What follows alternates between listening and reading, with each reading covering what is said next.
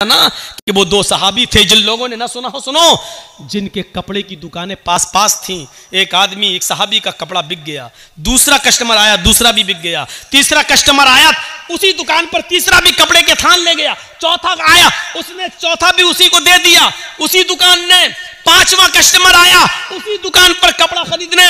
दुकानदार कहने लगा नहीं, अब वो कपड़ा मेरे पास नहीं है, मेरे भाई के पास चले जाओ, इससे भी अच्छा कपड़ा तुम्हें वहां मिल जाएगा, ये पड़ोस में दुकान है।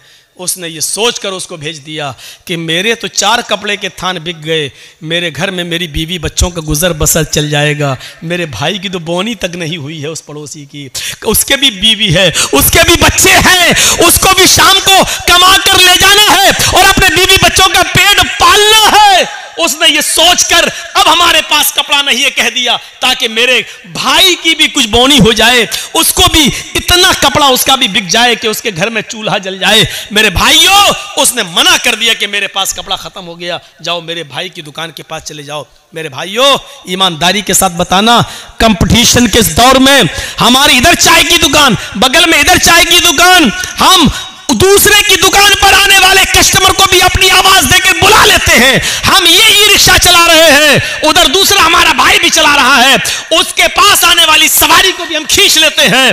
कितना? 20 रुपया? नहीं, आओ हम 15 लेंगे, आओ बैठ जाओ। हम उसके भी मुंह से रोटी का लुकमा छीन रहे हैं। हमारे घरों में बरकत हो तो कहां से हो, हमारे बच्चों को बीमारियां न लगे तो कैसे न लगे, हमारे माँ बाप को बीमारियां और कैंसर जैसी बीमारियों में मुलव्वस न हो तो क्यों न हो, क्योंकि हमने रोजी रोटी के सारे नाजायज तरीके इस्तेमाल कर रखे हैं। हम तो अपने भाई की खुशी देखना ही नहीं चाहते हैं, हम अपने दुकान के होते हुए दूसरे की दुकान पे कस्टमर आता हुआ देखना ही गवारा नहीं कर सकते हैं। मेरे भाइयों, इस्लाम की तालीम ये तो नहीं थी, इस्लाम की तालीम ये तो नहीं थी।